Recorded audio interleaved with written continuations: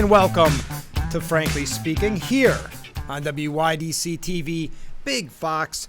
I'm your host, Frank Acom. We're broadcasting live from the Hesselson studio here on Marcus Street in Corning, and we have a lot to cover this morning. Our guest, Norma Burris, she's the Town of Orange supervisor. She's going to give us an update on the Town of Orange and more specifically Camp Monterey. If you remember, that was a major issue. It's hard to believe it's been nearly 10 years since that closed in the former Shock Correctional Facility aspect of it. So we'll be talking with her in a little bit, and we're going to cover all the issues of the day. Let's start right off.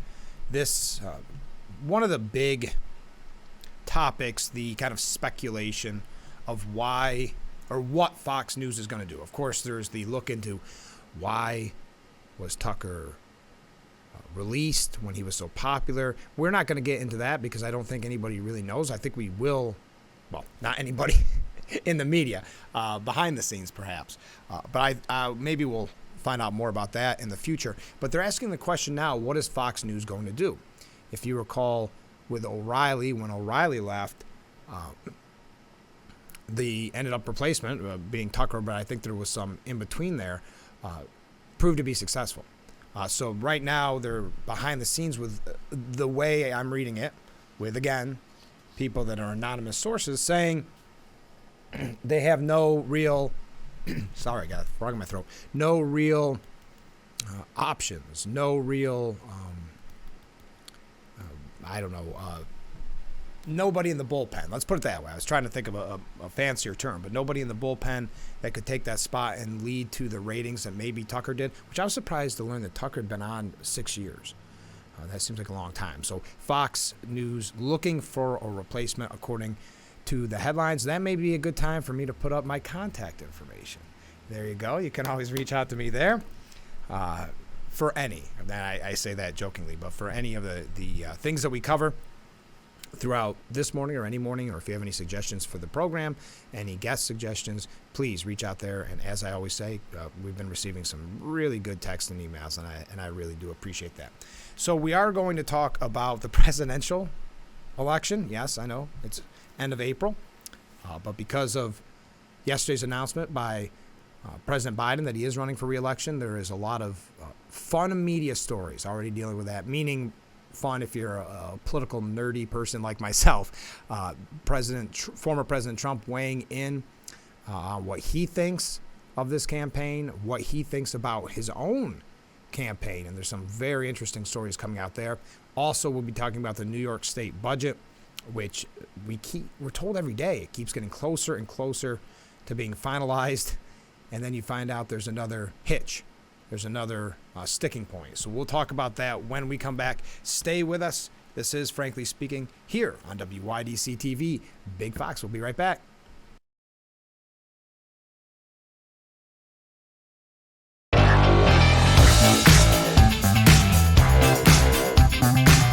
We're back with Frankly Speaking here on WYDC TV Big Fox, broadcasting live from the Hesselson's studio. So since this program began, really pretty close, we've been talking about the New York State budget, what the finalized version could mean. As a matter of fact, right before we went on the air, it's interesting because this has been a common trend on the program.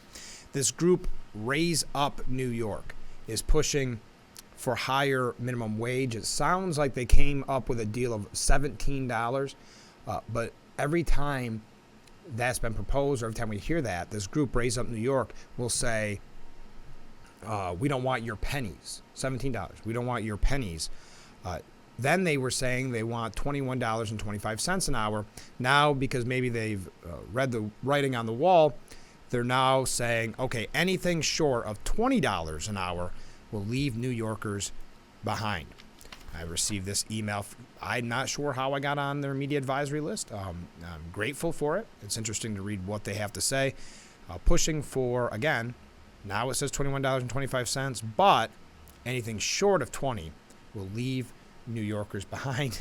And no word on what it will do to business owners, what it will do to people that lose their job, what it will do to people that feel that they, rightfully so, should get a raise because maybe they've been working at that location for years, and now the person that walked in a few days ago is going to be getting paid $21.25 when you may not have been making that. So many questions. But that's not why I brought up the budget. I just happened to receive that in my email right before we went on the program. So let's take a look at some of the stories of the day. This seems to be the sticking point now, which is interesting. Cannabis, the enforcement that we've been talking about in the program of these sticker stores, how they can go after them while also boosting up the state dispensaries. Now, Governor Hochul said yesterday that, quote, I do see a path to wrap up the budget, perhaps as early as the end of this week. Now, remember, last week we were told it was going to be Thursday of last week. Then we had another extension. Now we were told yesterday that it seemed pretty confident that it was going to be a Friday vote. Now we're saying as early as the end of the week. Doesn't sound as confident in the language. While Hochul and legislative leaders have reportedly resolved two of the biggest budget sticking points, bail reform, of course, that we've been talking about, and the housing issue, she said there are still two items holding up the final deal on the spending plan. They include cracking down on stores illegally selling cannabis. And I know it's an issue locally here, but it's been a major issue in New York City as well. Those are the stores that are selling without a license. Also, and selling stickers or some type of, little item so that you can end up being gifted marijuana. We've heard from a lot of people on the program about that exact issue. And then the other issue is raising the cap on the number of new charter schools allowed to open in New York City. Now, this is more of a New York City issue you would think of, but I know that there's been a lot of parents groups calling for more charter schools. We won't get into the weeds on that. But the governor said she's hoping to use the budget process to pass measures aimed at further regulating unlicensed pot shops she proposed in a bill last month. That legislation includes proposals to give the state Office of Cannabis Management expanded authority to seize unlicensed products and for the government to shut down illegal weed sellers. Additionally, it would raise fines for selling illegal cannabis to as high as $200,000. I think maybe one of the bigger issues in all of this is the fact that the Office of Cannabis Management has 100 and some people, maybe up to 180. Don't quote me on the exact number, but they have not had enough. And that's still a big number. Don't get me wrong. I don't want another big bureaucratic group, but they haven't been able to enforce or let alone even start the process for many of these people to open legal dispensaries. Hochul said, and I quote, "We are trying so hard to stand up a legal industry that is not easy to do." That's a weird way of wording that. But when you set up these businesses to fail already because of illegal competition, we have to take some dramatic steps now. I'm going to stop her quote right there because wasn't that of course is a consequence. I think as soon as they start talking about legalizing marijuana, the black market conversation started, that there's always going to be cheaper, less regulated, because New York, just like they've done in the past with their casino licenses and the like, they're going to tax very high. They're going to look for as much revenue as humanly possible. So there's always going to be somebody to try to find their niche in, and in this case, the black market. I'll continue with Governor Hochul's quote. And give the enforcement tools to the proper agencies. She believes Office of Cannabis Management. Some have said maybe there's other avenues to go down. To go in, do searches so you can identify whether there's illegal contraband there.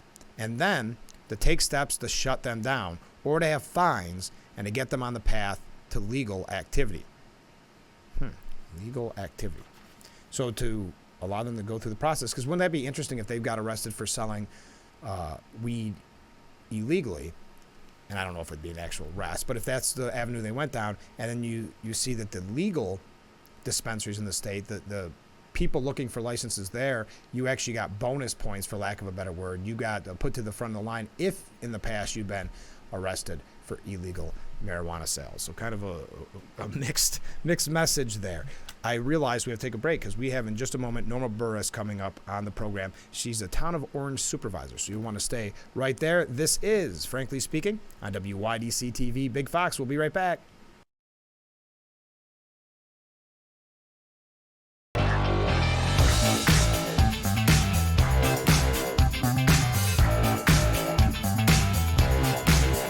Welcome back to Frankly Speaking here on WYDC TV, Big Fox. I have just a moment before we're going to get to the Town of Orange Supervisor, Norma Burris. You'll want to stay tuned for that. That's coming up in just a little bit. I had a couple of last-second things on the topic for the budget, but also a local event that I wanted to highlight that's coming right up. But first, Zach Fink, at Zach Fink News, he tweeted out about the budget and what we were talking about with the enforcement of cannabis, these illegal cannabis stores, how to do it. Sources tell him the holdup in budget talks is how to crack down on the illegal cannabis shops. Assembly is resisting the efforts to empower Department of Taxation to levy fines and seize product along with local police. Now, what's the reason for that? Why would that be a holdup? Well, concerns are being raised about the negative experience for staff working at these shops. So it'd be the negative experience of how, I guess, that would all go down if that were the case. So that's the holdup. I'm not exactly sure how they will overcome that in their negotiations, but we won't know because we don't get to follow along that well with the negotiations or at all. That's why he had to give us a source. That's why it's always based on anonymity. It's always based on some type of hush hush, this is what I heard scenario, because the budget process in New York is not transparent, and we'll all find out about it as tax-paying residents of New York all at about the same time, and it'll be in the dead of night. Okay, this just came across my desk, and that's why I wanted to bring it up before we go to our interview. Let me go to the right screen. A new program, it's a new event, and it's in the town of Big Flats in Chemung County, calling it Growing Skilled Trades Greater Southern Tier, or GST2. What this does is give students a closer look at skilled trades. And we've talked about this on the program in the past, how important trades are, what a great opportunity that is. Maybe for some people that don't want to go to college, choose not to get into that kind of debt. Trades, a great avenue to go down. Well, this is coming up tomorrow, as you see on your screen there, April 27th from 9 a.m. till 2 p.m. at the Town of Big Flats Municipal Campus. So local area high school students will have the opportunity to participate in demonstrations in advanced manufacturing, construction, skilled trades, with hands-on interactive exhibits from area businesses. Any student that is interested in learning about a career in trades is invited to attend the Growing Skilled Trades event. And it's an event to provide students with a clear understanding that there are alternative pathways to successful careers, such as on-the-job training and apprenticeships, and opportunities to introduce students to short-term educational opportunities provided by GST BOCES and Corning Community College. So there's your information. If you want more, there is an email that you can contact, but also you can attend the event at your leisure. 9 a.m. till 2 p.m. tomorrow. Growing Skilled Trades, Greater Southern Tier. All right, let's take that break. When we come back, we'll be talking with, as I mentioned, Norma Burris, the Town of Orange Supervisor. We'll be talking about the Camp Monterey and the old Monterey Shock Correctional Facility, and about the Town of Orange. So stay with us. This is Frankly Speaking on WYDC TV. Big Fox broadcasting live from the Hesselson studio. We'll be right back.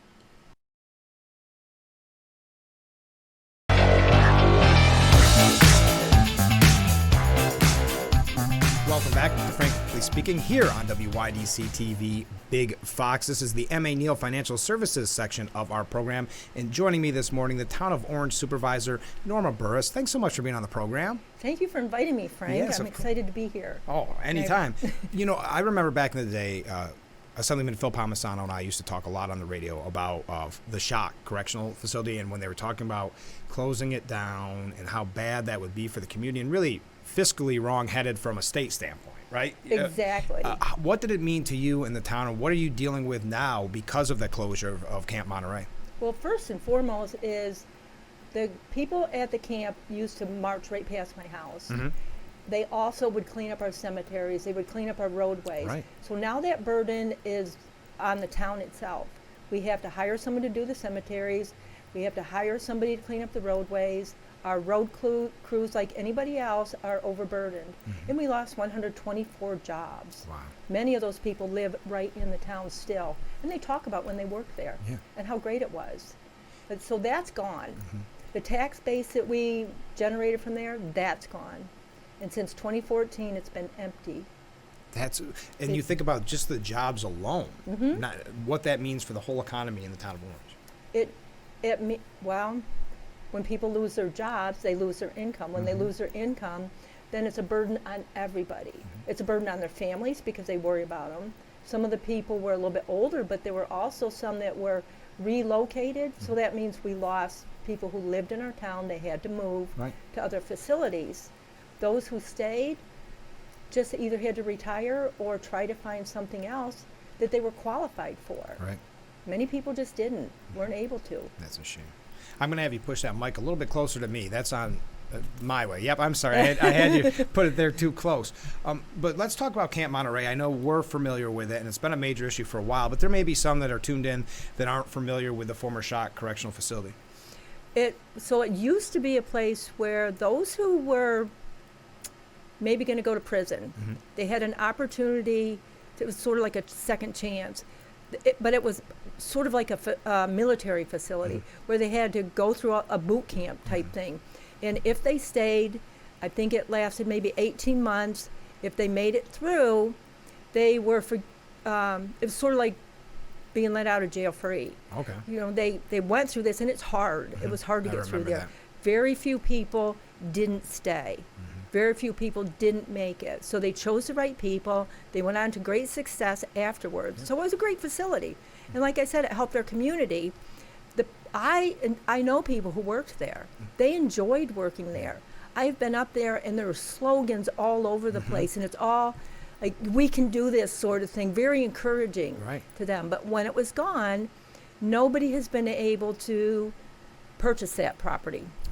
Okay. For the while, the state does still own it, but they have funding to help a business entity that they agree with. And so what they want is somebody who's going to fit into the territory. It's beautiful state land up there, but the amenities are ridiculous. Yeah. So any business could move in there. They have 25 acres, and we really don't have zoning in the town of Orange. Pardon me. They have approximately 100,000 square foot within the buildings, undercover. Wow. There's several buildings up there. It could be used for a resort, a retreat center. It could be some kind of a rehab center. So wastewater treatment plant right on site. I think they can put out 100,000 gallons of water a day. Wow. They have a full-blown laundry facility there. Anything, kitchen, because everybody was in-house. Yeah. Everything's there, ready to go. Needs a little work. It's been empty all these years. Yeah, how many years has it been now? It was 2014 when they shut that down. right? And then they kept the lawns maintained for a little bit. They have tennis courts. They have everything, Sure. really. You had horses you can ride up there. There's I don't know, maybe people are familiar with it, Sugar Hill Fire Tower. There's a big facility up there. You can walk to that. It's 15, 20 minutes to Corning, 15, 20 minutes to Watkins Glen, all the facilities and amenities there. It's a great site It for sounds somebody. like so much potential It for has- somebody. I don't know who that is, but I don't either. But, years ago, we talked about some sort of a place where people can just go and relax, like Watson Homestead used to have. Well, we didn't want to, I guess we just didn't want to be in competition with them and take something away Sure. from them. But Watson isn't doing that anymore. And so I remember I used to volunteer at the elder hospitals there. It was such fun. People would come from all over the world to be there. Well, it's such a beautiful location. Like you said, it's perfect when it comes to travel for just about anything you would want to see in our beautiful area. I was going back to when we were talking about the history of it. There were so many success stories. That's what I miss. It seemed like every year there's almost like a reunion for the people that graduated from the Shock Correctional Facility. Yeah, I know. I heard most of the stories when they were closing. Yes. There's videos out there. Anybody who wanted to look at it, just Google it, and you'll see all these videos of people saying, don't close it. I know. And here's why. This is what it did for me and my family. Because when somebody was rehabilitated, their whole family, the whole neighborhood gained from it. And we as a community enjoyed having it there. Well, and this has become kind of a passion project for you. You don't want to see this go to waste any longer. No, I From don't. 2014, do you have Have you had any interest? Are you having anybody reach out, or has it been kind of quiet? There were a few people, and Judy Cherry, who is great, she's with Schuyler County Economic Yeah. Development, has really sent out RFPs to a plethora of people. And there has been some interest. It's an expensive endeavor for one company. Right. So unless you're big, unless you have a great vision and you've got your plans out there, it would be best to go in business with somebody. So at one point, just recently, we had somebody who wanted to do farm to table. Oh, yeah. And there's the Those facility. are very popular. Yep. So they could package it there. They had buyers in New York City. There was a medical facility piece of it that was going to go in there. So there were 3 or 4 different entities joining together. It just didn't pan out for whatever reason. Well, and it's interesting that you said there's state and county funding. I mean, obviously you've got to go through the normal red Correct. tape type stuff, but I mean that funding's there. So if it's somebody that maybe has a great use for this, I mean, talk about a bonus. Exactly. We've had a couple of people just recently call and ask about maybe a horse riding facility, Right. but it's too expensive. There's too much property and too many buildings. That seems to be that's a problem, but it's also a benefit, right? For some It people is. it doesn't work, but for others it just seems like you can almost feel a resort there or something. You know? Absolutely. There's as I said, kitchens. There's open style living quarters. There's a gymnasium, classrooms. It could be so many things to different people, and I think of there are, for instance, our veterans. I have a veteran who's suffering right now. If there was a facility where they could come and heal, All right. it might be a perfect solution. There's therapies out there for veterans or even anybody who's had great traumas. This facility would be wonderful. It has to be the right person, the right fit, and they have to have a good plan because the state is willing to work with somebody And if that's you great. have a good plan, and they're willing to help you navigate that plan. If you can't do it on your own, if you don't have enough money or you don't have all the funding resources, the state and Judy Cherry at Scope is willing to help anybody with an idea. And what's the best way if somebody is interested in this or wants to at least contact you? How should they get that ball rolling? I would call Schuyler County IDA That's the best way to start. and ask for Judy. Yes. She'll give you the information that you need. So how are things in general in the town of Orange? In general, well, as you can imagine, we need people to move there. We need people who are going to build our community. We have houses that are empty. Sure. We have many low-income families that are struggling. And so I've gone around, I've looked at some of the places that are empty. I've reached out to the Schuyler County Habitat for Humanity, That's great. seeing if they wanted to rehab any of these places. Good idea. And if somebody moves into a facility like the camp, we need housing. And so if there are businesses that would like to build in our community, we have properties available and ready, and they can contact me at the town hall Okay. there, and I'm willing to do a drive around, point out some properties, and just talk to anybody who's willing. I got to take a short break. Can you stay with us through the break? Oh, that'd be great. All right. We'll be right back Thank with you. Frankly Speaking here on WYDC TV. Big Fox. Stay with us.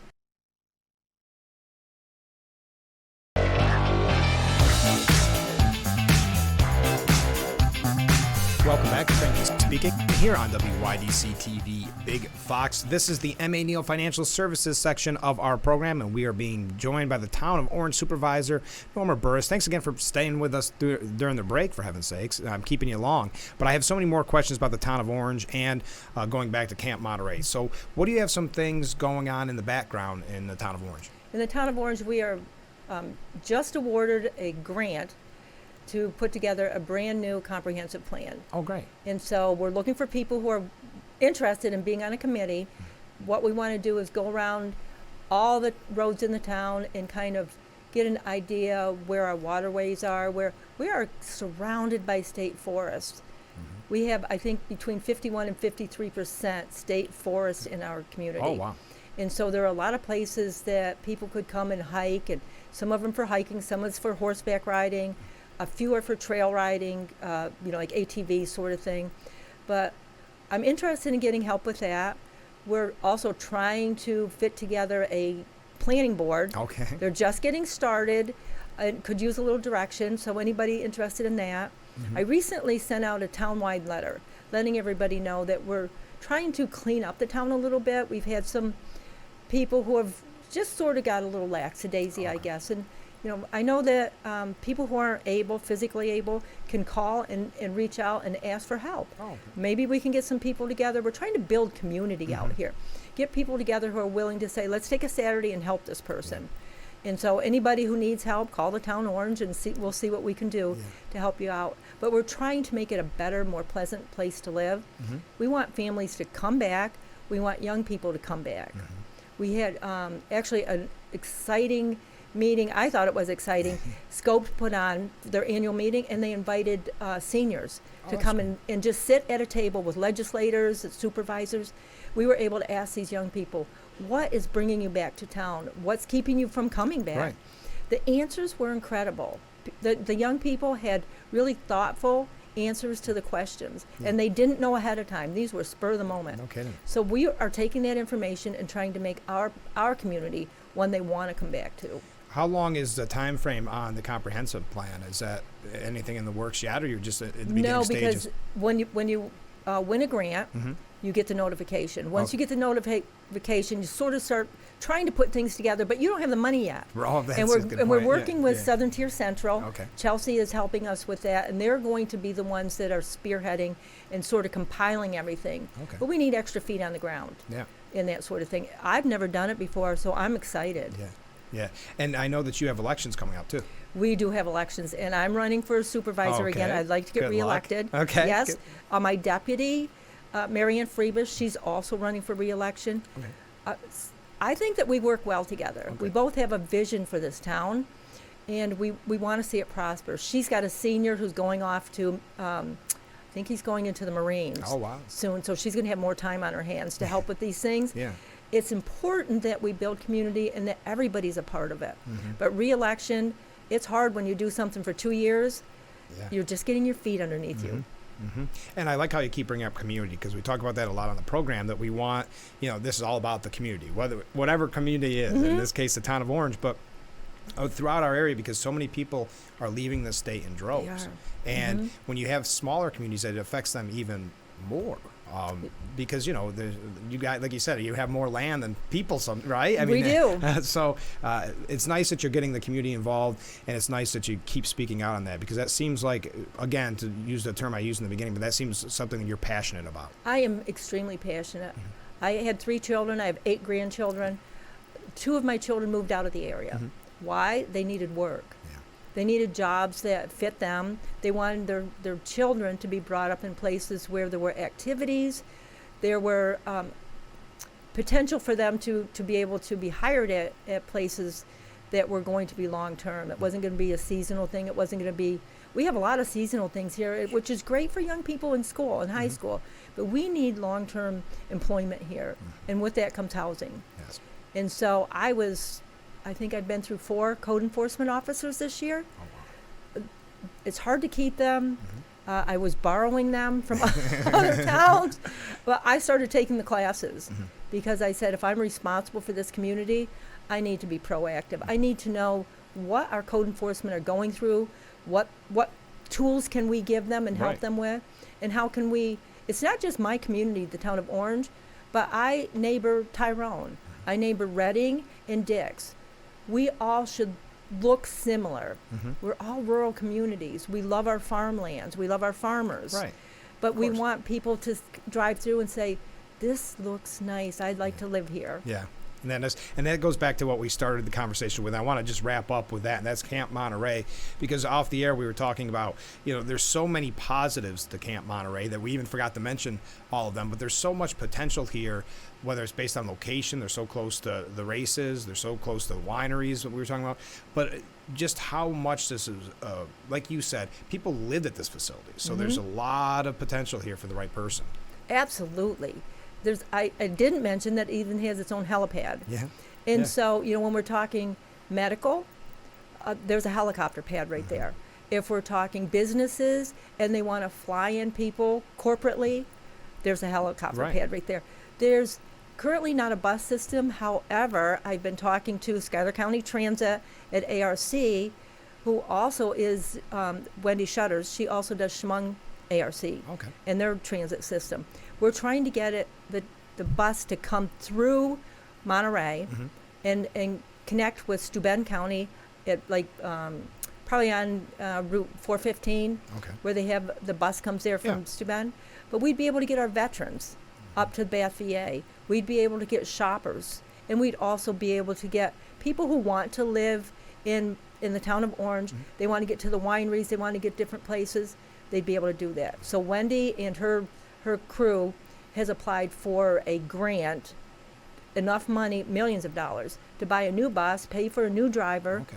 and then start this new transit Oh, that's great. line. So we maybe, hopefully in the future, we will have a bus line through Yeah. there. And then you figure, just in general, Camp Monterey, people, if there's any interest, if this, because it's a very niche market, but the people that are in the market for something like this, Yes. it would be a perfect location. So they should just contact you, Or they could contact Judy Cherry, and her number is 607-535-6861. She's with the Schuyler County IDA and Scoped. Okay. She has all the information, and she has contacts at the state. And it's actually New York State Empire State Development. Okay. So there's funding there. There's a lot of opportunities. So I hope if there's somebody watching right now that says, I can see something here that interests me, contact them today. Yes, that would be wonderful. Thank you so much. Well, Norma, thanks so much for being on the program this morning. I appreciate your help. Of course. We'll be right back with Frankly Speaking here on WYDC TV, Big Fox.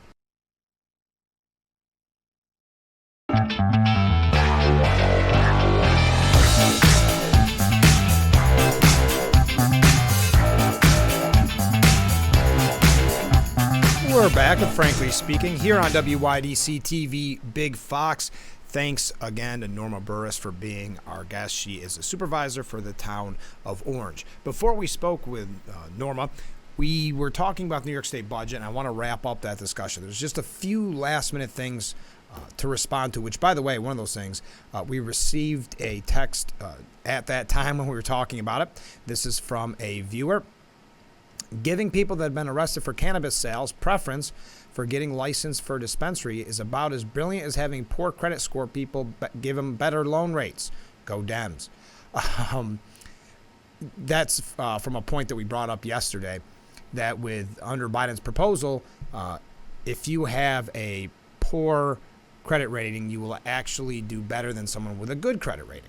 And if you had a lot of money to put down on a house, that could actually hurt you in the long run, because if you have good credit rating and if you have money to put down on a purchase of a house, they are going to penalize you to penalize you to help those that have the lower credit rating, to help those that don't have the money to put down on the house and that are more likely to have issues paying off that loan. So that's what that's in reference to.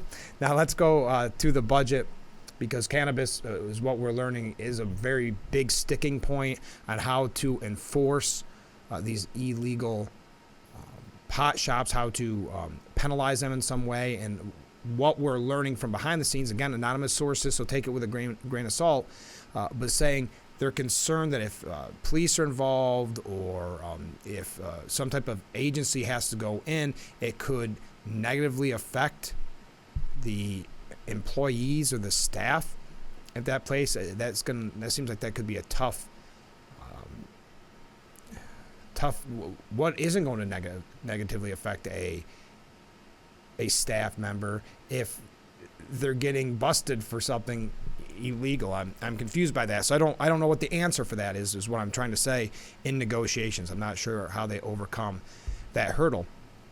But Governor Hochul saying last night that I said I'm going to get the right budget. So New Yorkers want me fighting for bail. They want me fighting for affordability. They want me fighting for ways to help lift up their family circumstances. And we know that she has been kind of liking the extensions. It hasn't really been an issue, and that's what she's saying here. We're going to keep fighting, or negotiating is probably a better word, until we get what she deems right. I don't think New Yorkers or anybody outside this room will be focused on the length of time. Well, I don't know. We're going on a month, but they'll be looking at the quality of my blueprint for leading this state. Now, again, everything is anonymous sources. This is not a transparent process in New York State. But a Democrat insider had this to say to the New York Post on Tuesday. The only thing holding up the budget is her, meaning Governor Hochul's, incompetence. People now realize Cuomo was right to keep her away from any actual responsibility besides cutting ribbons. Wow.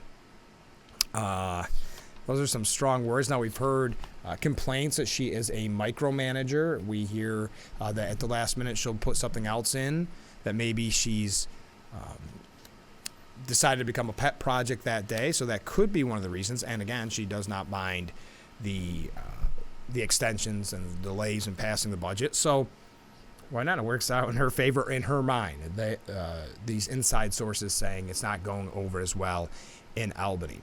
One other thing, just a side note before we move on to break about the budget, before we move on from the budget, a deal apparently has been reached for phasing out gas hookups. We've talked about the Energy Policies Assemblyman Phil Palmisano. We're going to do a whole show with him one time about our energy policies here in New York. But we've talked about this numerous times at this point. An agreement is meant to cushion the effect the measure will have on consumers with pre-existing gas stoves unaffected. But at the same time, it's a tangible push toward making a transition to cleaner forms of energy. So what actually happens in this deal, again, alleged deal, is that it's going to end gas hookups in new construction in the coming years. The exact numbers here, the tentative agreement, which is due to be part of the state budget, excuse me, will end natural gas hookups in the construction of new homes and buildings 7 stories or less by the end of 2026. Industrial and commercial buildings of 100,000 square feet or less would be initially exempt. In 2028, all new construction will be required to no longer have gas hookups. We talked about retrofitting. This is going to be a nightmare, all in the name of green energy. And like I said, we're going to do a show in the future on this specific issue for New York State. But I've got to take a short break. Stay with us. We'll be right back with Frankly Speaking here on WYDC TV, Big Fox.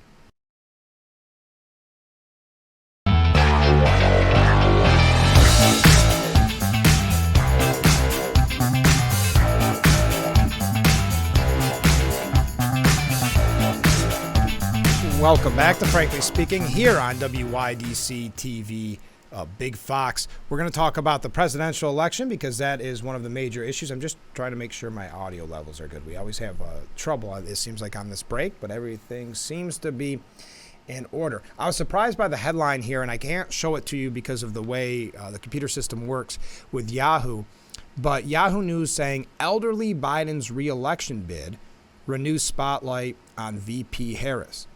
I wouldn't thought that they would put that necessarily in the headline, but they did. I just mean they in the media very often want to ignore that aspect to President Biden in an attempt to, never mind, everything is going fine. So now the spotlight on Vice President Harris. Yesterday after which I'm not the only one that has been saying this, but Michael Goodwin from the Post had a good piece on it. And it took me a second to realize after watching the video that Biden released that announced his reelection, why is it always a video? It's not a press conference. He does very little interactive. It almost harkens back, if you recall, the criticism in the last election that he was campaigning from his basement. Because think of how many times, if you're not doing something live, that you could do retakes and change your messaging instead of going maybe off script like he does very often. We'll get to that in just a second. But Obama did boost President Biden's reelection bid, according to The Hill. That's okay, I guess you could use that word, boost. I mean, I haven't seen the polls yet, but that's fine. Obama saying, let's get to work in his endorsement, but perhaps a bigger endorsement because there was a lot of speculation that this man may run again. Bernie Sanders has endorsed Joe Biden.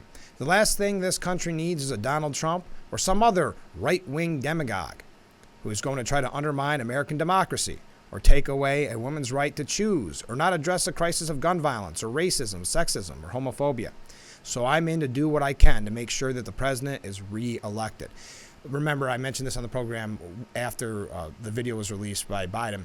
That is going to be their line. It has been for a while now, that to save democracy, you need to go with President Biden, and that's what we're seeing here. Undermine American democracy. They all have the talking points, and get ready.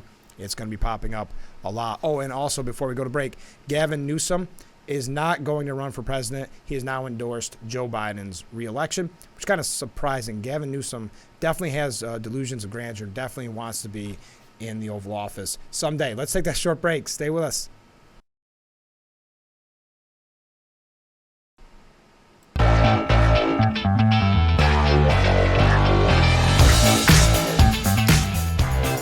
We are back, and frankly speaking, here on WYDC TV. I wanted to mention quickly, we aren't going to have the time to get to all the topics I may have promised at the beginning, so I apologize there. But I wanted to mention the Michael Goodwin that we just mentioned. This is the graphic that he has. I hope you can see that up on your screen. But he says it's not fair. Michael Goodwin from the New York Post saying Biden can't hold a press conference, submit to a tough interview. In his press conference, he really has not been very open with the press, and there's not as much criticism from the media as there should be on that. Or he can't speak without a teleprompter. So fire up the video with a voiceover that can be rehearsed and repeated until he gets it right. The leader of the free world is a captive of his own decline, is Michael Goodwin's way of putting it. But as every incompetent politician knows, you don't have to fool all the people all the time. Just half of those who vote. Biden's been using Trump's candidacy as a rationale for his own, arguing that he alone can defeat him, and cites proof, and he goes on to the whole, he's going to be a uniter, and then goes on to attack MAGA extremists, and that this is a battle for the soul of the nation. We're going to hear that kind of rhetoric, or whatever type of word you want to use to describe it, a lot more, as it's only April, and we're looking at November of next year. Former President Trump said he may skip the 2024 Republican primary debates, and one, which is not really surprising. I'm not surprised by that. They're always unfriendly outlets, specifically unfriendly to Donald Trump. And according to page 6 from the New York Post, Donald Trump is at least listening to insiders who are urging him to make DeSantis his VP pick. What would you think about that? I'm glad he's listening, at least, to give him, hear everybody out. Would you like that ticket? Or which ticket do you like? Or what are you seeing? You can always contact me. That is it for today. Thank you again to Norma Burris, the Town of Orange supervisor, for being on the program this morning. Tomorrow, former Congressman Joe Sempolinski will be joining us. So make sure you tune in, starting at 7 a.m. for Frankly Speaking, here on WYDC TV. Big Fox. Have a great day, everyone.